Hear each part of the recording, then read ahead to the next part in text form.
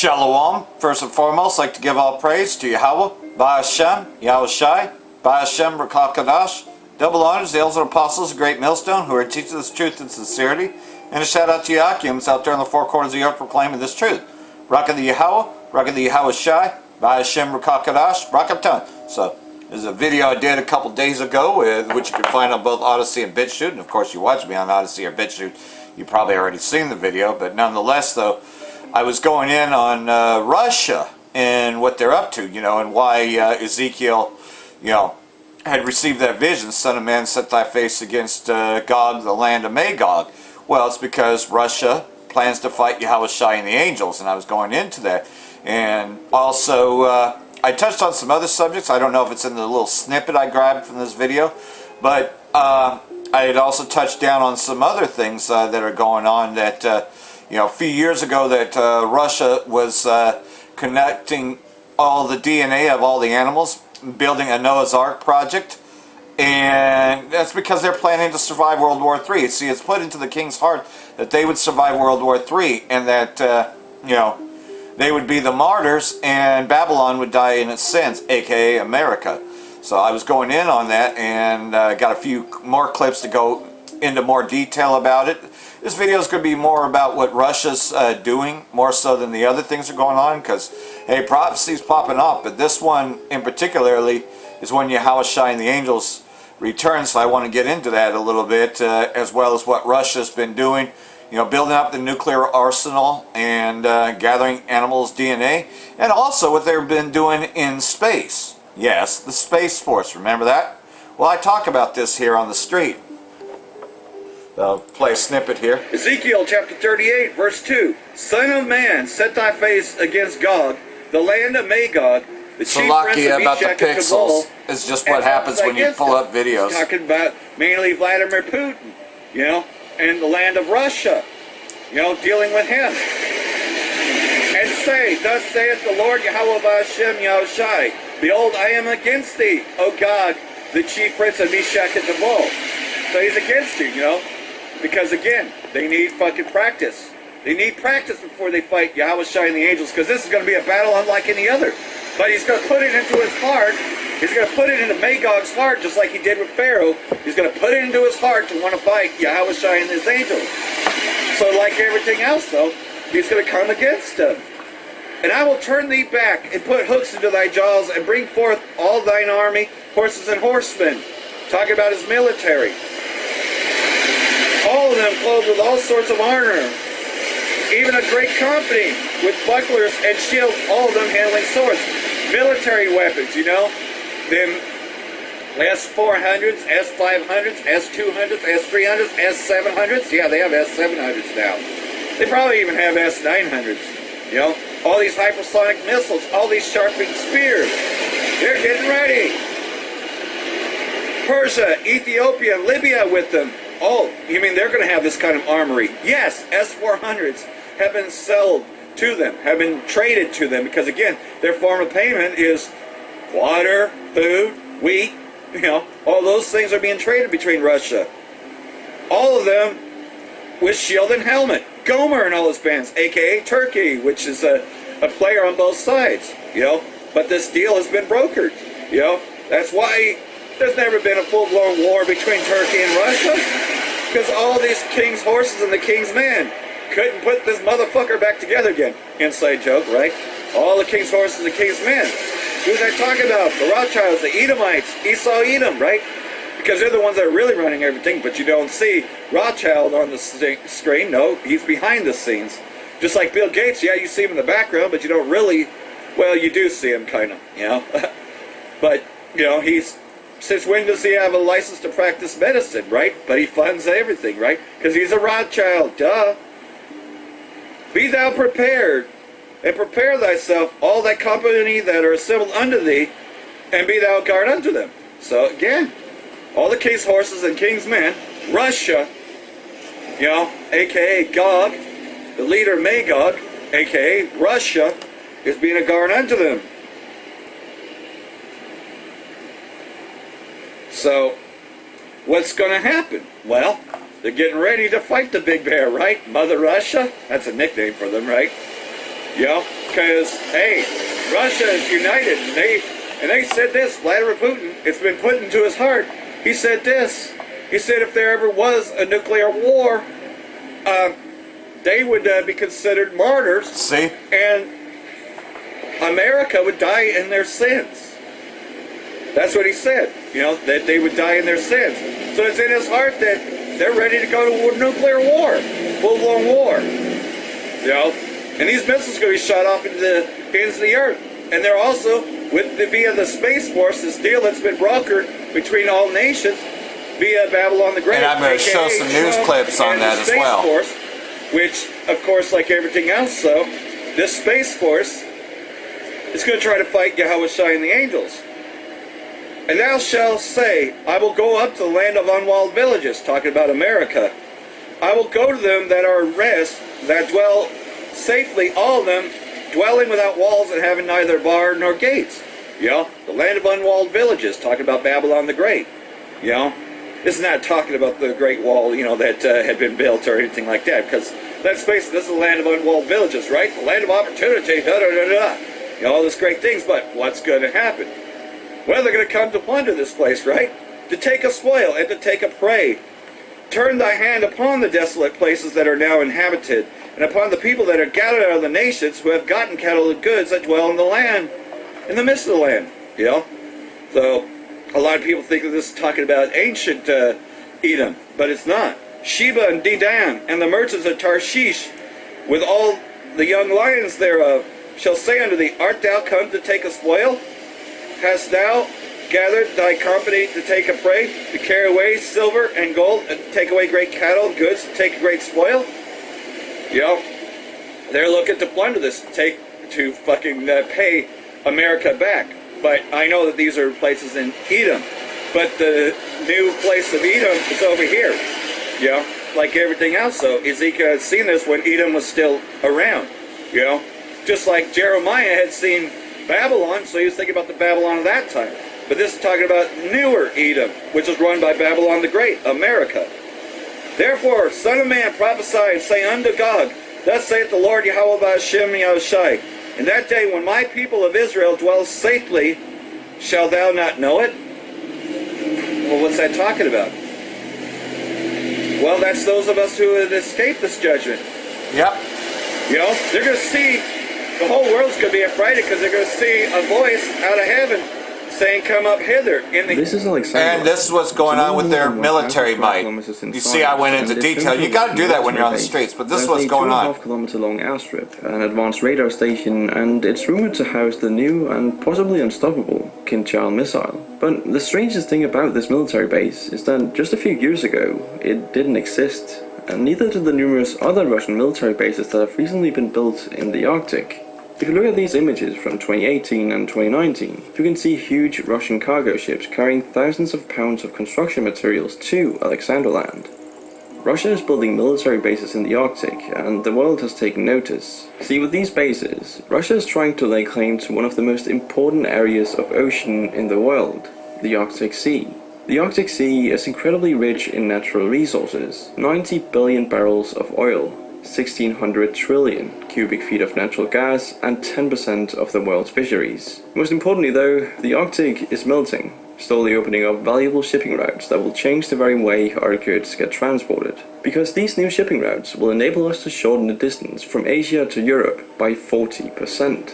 It's an extremely important body of water, and right now 8 countries lay claim to some part of it. Now, most countries base their claim on the UN Law of the Seas, where it says that a country's territorial waters extend 200 miles off their shore, an area called the Exclusive Economic Zone, or EEZ. Countries have exclusive rights to all the resources and trade in their EEZ. It's their sovereign territory. So for example, any oil that's found within 200 miles of the coast of Norway they're building up their arsenal to Norway. But any area that isn't in an EEZ is regarded as international waters, and it falls under UN maritime law, which means everybody shares it. And on a map of the Arctic Circle, the current maritime borders leave an unclaimed triangle-shaped region of international waters that reaches across the North Pole and some of the Arctic Ocean. Essentially, this territory is obtainable to any country that is able to prove that it belongs to them. And proof equals sound geological evidence that a naturally prolonged continental shelf extends beyond a country's maritime border and into international waters. Essentially meaning, countries can't just pull a China and pour sand into the ocean to form a temporary continental shelf.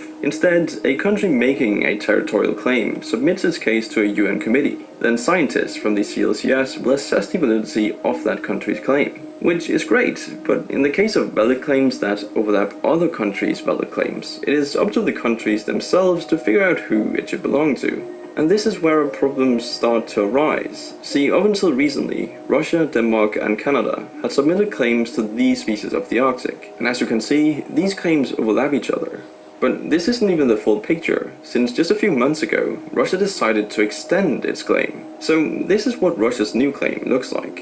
It extends all the way to both Canada's and Denmark's EECs, and this means if the UN committee decides that all three claims are valid, well, then there's this huge area of the Arctic that Denmark, Canada and Russia need to split using a method that isn't scientific. And this is where the numerous military stations Russia has been building in the Arctic over the past few years become quite concerning. Now, Putin has made Russia's actions in the north very clear, and if the military actions on their own were concerning, well, then Russia's three key objectives in the Arctic are horrifying. See, Russia not only wants to enhance homeland defense, which to be fair is exactly the same reason every single other country comes up with when they build new bases. They also want to secure Russia's economic future, and seeing as the Arctic is full of valuable resources and will eventually have incredibly important shipping routes running through it, it is a no-brainer. But Russia's last key objective in the Arctic is the one that concerns me the most, and that is creating a staging ground to project power. And I'll be honest, they've been quite successful with that. Russia's Arctic presence now includes no less than 10 air defense radar stations, 13 airfields, 16 deep water ports, and more still under construction.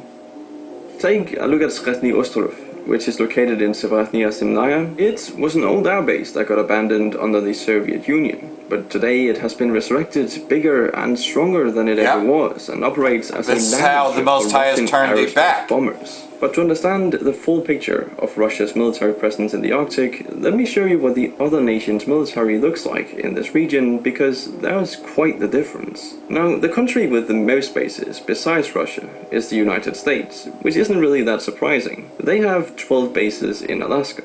But what might surprise you is that they Russia traded Alaska a long time ago. Thule Air Base, which is actually the United States' northernmost base. But when it comes to the remaining countries, well, let's just say Russia's military presence far outweighs the rest, even the United States.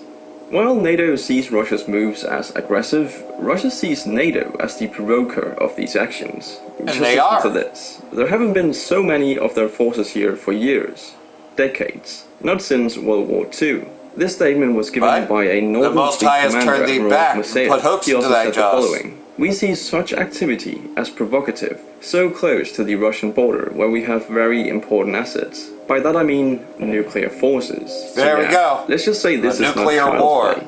But NATO might actually be onto something here. See, one thing is all the bases Russia has been building. Another is all the money they have poured into the protection and sustenance of what it considers to be its maritime passage, the Northern Sea Route. Stretching over 5,600 kilometers, the NSR has undergone several significant changes. For one, Russia's nuclear agency, Rosatom, has been given the mandate to regulate who passes through the NSR.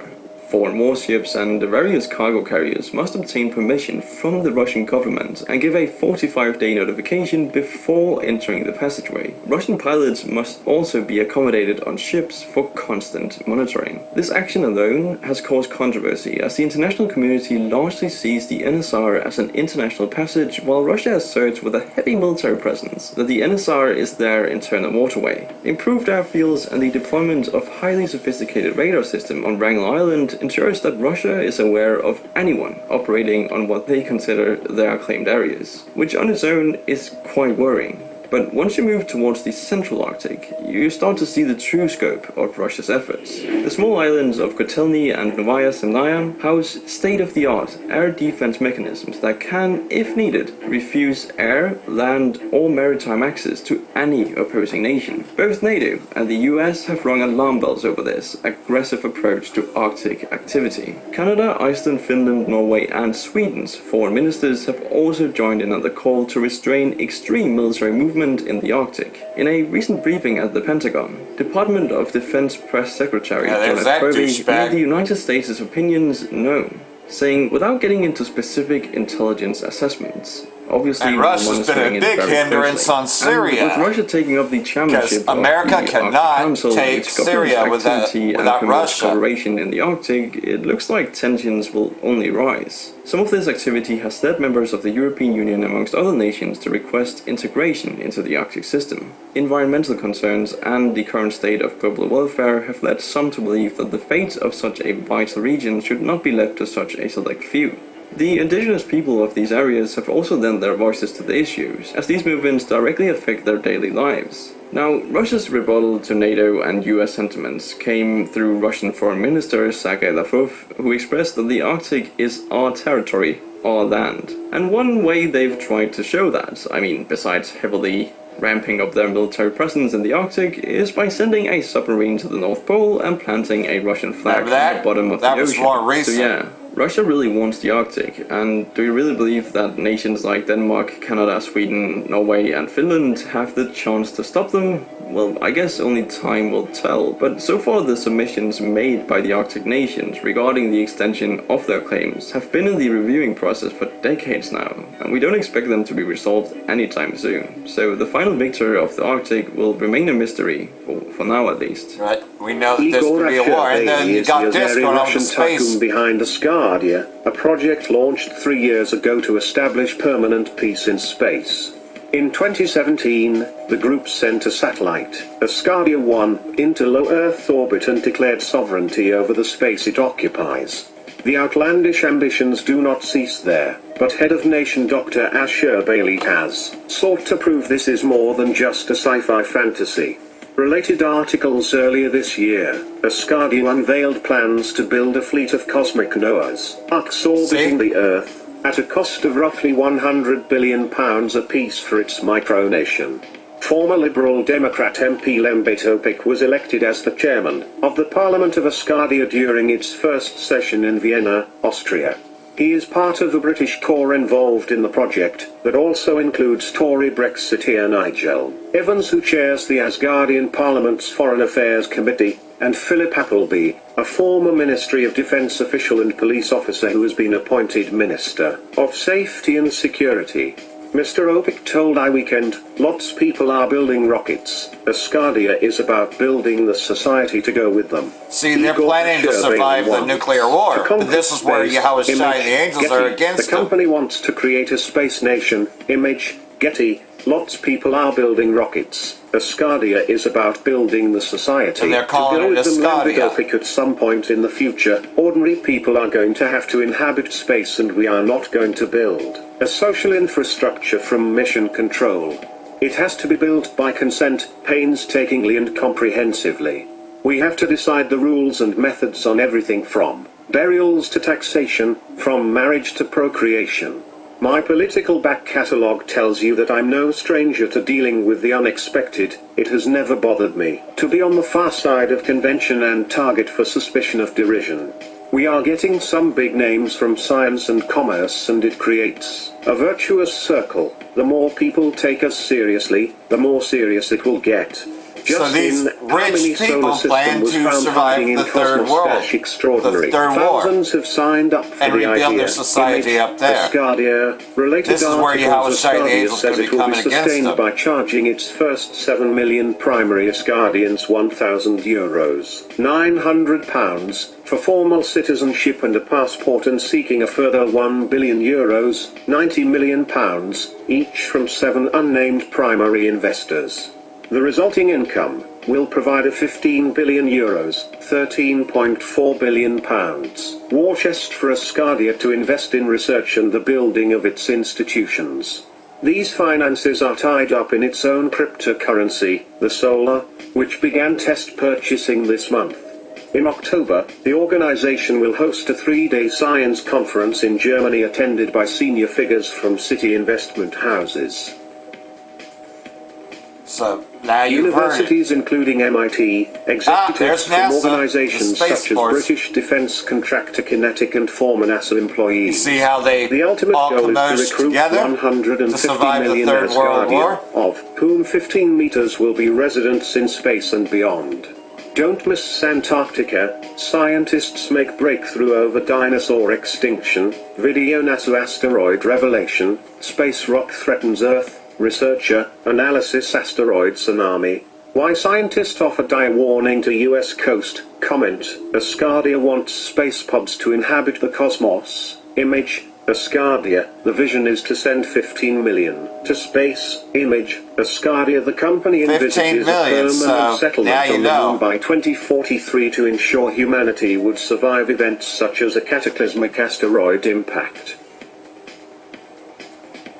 Mr. Opic added, history shows that there has to be pioneers.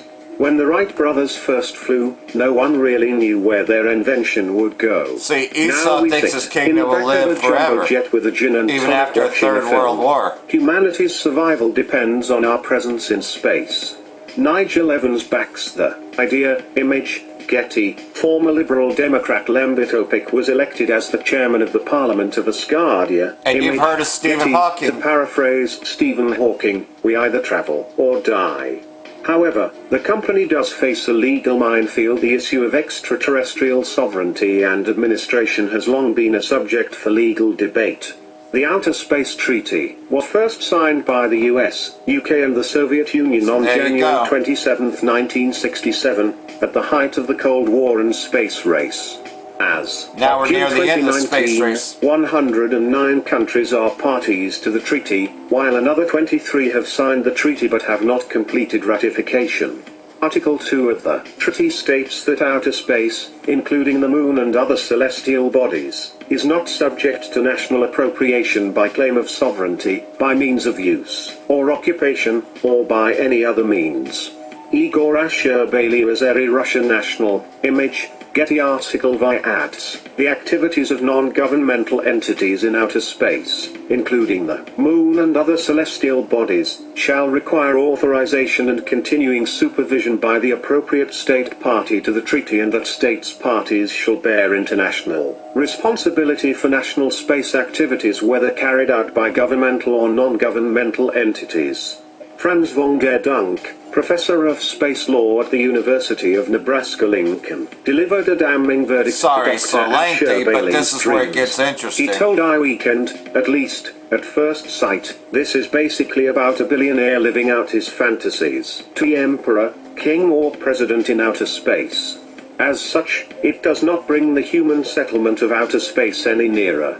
We should not allow the very valuable asset of outer space, the province of all mankind, to be used for a billionaire's fun if there is not at least also some broader public benefit to be drawn from that.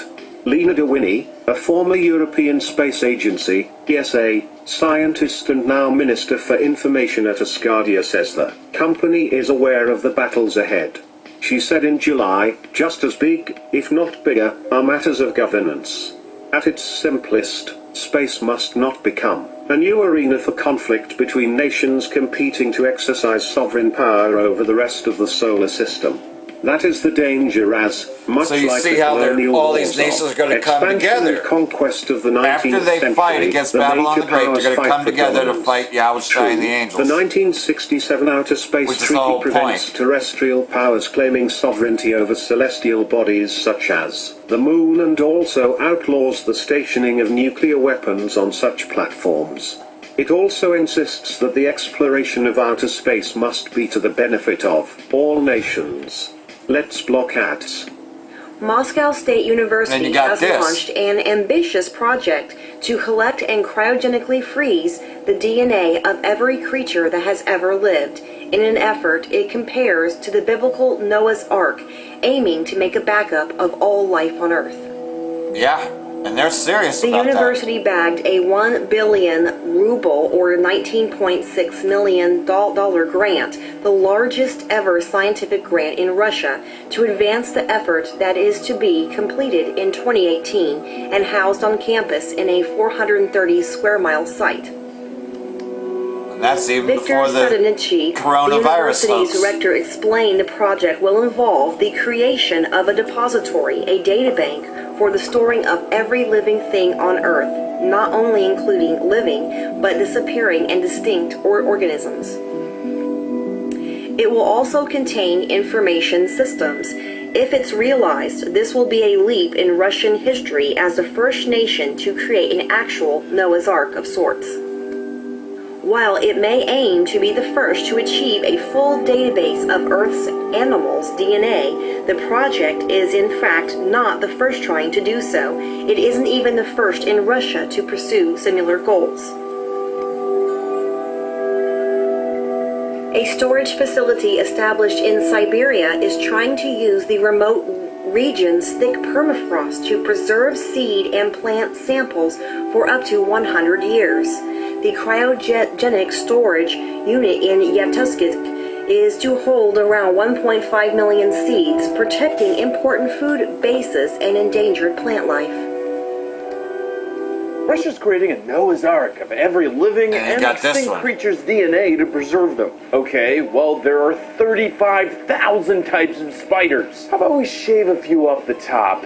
Hey everybody, I'm Patrick Jones and welcome to Buzz 60. Moscow State University is getting a $194 million grant, and they're going to use that to freeze or preserve the DNA of everything living and dead that it can get its hands on. The idea is to possibly one day use the DNA to make more of the animals. It'll take till 2018 to finish, and when it's done, it'll be 267 square miles. Or, my fellow Americans, about the size of 29 McDonald's. A project like this has never been attempted to this extent. But it makes sense to back things up. When I forget to back up my video files and lose them, things can get to table flipping levels. Now imagine that on a we forgot and now all elephants are extinct level. It makes you think about Noah and his ark, mostly about the self-control involved. I could be stuffed and still attack a tray of Oreos.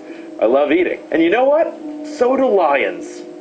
So, either way, though, it's in the king's heart to survive this. And like everything else, I got a few articles on this, you know. So, you know, it's pretty much backing up the videos, but it's always good to pull up articles. Russia to build Noah's Ark, the world's first DNA data bank. Noah's Ark might be a biblical tale. We know it to actually be true. We don't call it tales, but Russia is trying to recreate it as a DNA data bank. The Moscow State University received a scientific grant to start the project. I called the project Noah's Ark. It will involve the creation and depository, a data bank for the storing of every living thing on Earth, including not only living but disappearing and extinct organisms. So either way, though, and this was a long time ago. I mean, this is back in 2018. You know, a lot of people don't even know about it. Russia University announces Noah's Ark DNA storage project. So you got that as well. University, yeah, see, it's almost the same thing.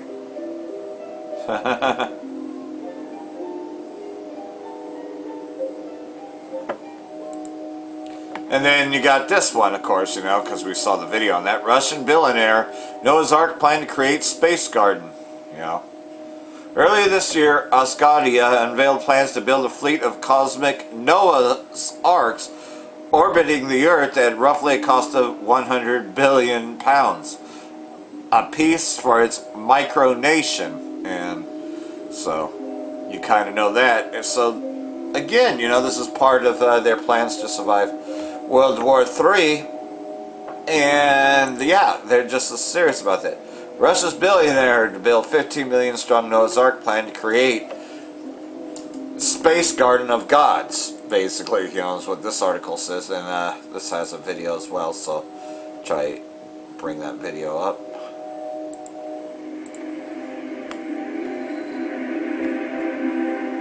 Hello, Asgardians. Igor Ashurbe, the founding father of Asgardia, welcomes you to his office in Moscow. This is exactly where the idea of creating the first space state in the human history came to live. And since today is exactly 3 months since we announced the start of Asgardia's foundation politically, it is also today that I name October 12th, 2016 to be the day number 1 of the new Asgardian calendar. In only 40 hours, more than 100,000 applications to Asgardia have been submitted. And then, in 2 months, the number skyrocketed to over 500,000. So, a lot of people are queuing in on it, you know.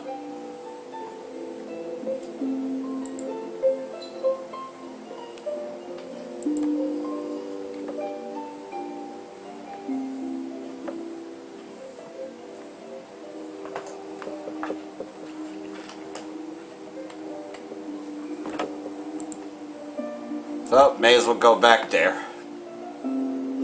Just kind of close it out with that. You know, so hopefully all this has been edifying. Like I said, you know, was saying in the other video, you know, I was just talking about how, you know, they have a plan to, they know that Yahushua and the angels are coming. You know, that they know what that is. As again, Putin knows the Bible too. Of course he does. Ezekiel chapter 38 verse 2, it reads, Son of man, set thy face against Gog, the land of Magog, which pretty much is talking about the leader of Magog, the chief prince of Meshech and Tubal, just reiterating, and prophesy against him. And thus saith the Lord, Yahweh Ba'ashem Yahushai, behold, I am against thee, O Gog, the chief prince of Meshech and Tubal. You know, pretty much the leader of Russia. And I'll turn thee back and put hooks into thy jaws, you know, which we already know is already happening, you know, with, you know, the military might. A lot of these places that, you know, were part of the former Soviet Union, now they're being reclaimed. And I'll bring thee forth, all thine army, horses and horsemen, all of them clothed with all sorts of armor, even a great company with bucklers and shields, all of them handling swords. And again, you know, when they come against Babylon the Great, to destroy Babylon the Great, you know, it's going to be practice for them because it's in their heart to fight Yahushua and the angels. Persia, Ethiopia, and Libya with them, you know, so these are the places that are going to be in the war, as you can tell. They already have been, you know, and that Russia's pretty much protected them, just like I was saying on the streets. Gomer and all his bands, you know, Turkey, which they own. Turkey controls the Idlib province in Syria, as well as Afghanistan, because that's why the U.S. had pulled out. They had brokered a deal with Turkey, you know, because again, you know, pretty much the Babylon has expanded its bases too far and too thin, so now they have to reinforce their places, because they're about to go to war with Persia. So they're going to be moving a lot of their forces into both Saudi Arabia and Iraq to fight this war. So they can't really house Afghanistan, so they've given it to Gomer and all his bands. Be thou prepared for thyself, thou and all thy company that are assembled unto thee, and be a guard unto them. You know, so that's why Russia's protecting them.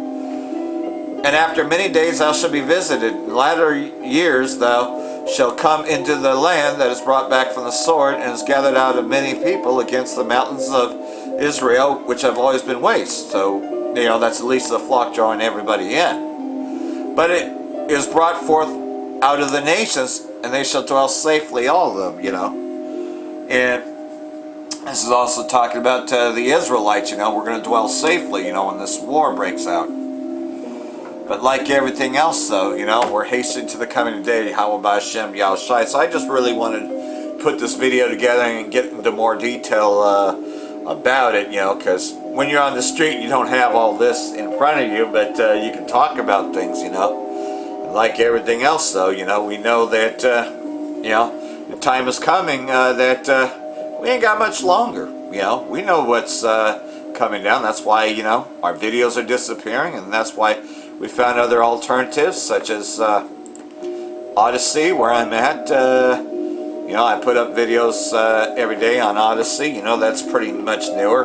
And a lot of others have as well, because you can import your channel as long as you have 300 or more subscribers. You know, you have to have enough subscribers in order to import your channel. But you can still put videos up. As you can see, I got a lot of the stuff that's already on BitChute over here. And you already know I'm on BitChute, so, you know, I have, and this is just like page 1. You can see I have a lot on here already. And I only been doing this for the last couple of weeks. So, you know, like everything else though, you know, Fan of the Word is here because you see I was just on the streets a couple of days ago. So anyhow, you know, I haven't disappeared off the face of the map, just that, again, Israelite Foreigner 3 has 2 strikes on it, you know, so. And this will also be on BitChute and Odysee, just in case they take it down off of my channel here, Israelite Foreigner 4. So, hope this has all been edifying. For that, I want to say, Barak the Yahweh, Barak the Yahweh Shai, Ba'ashem Rakakadash, Wa Abab the Baal. Barak Atam Yehofolek, Shalom.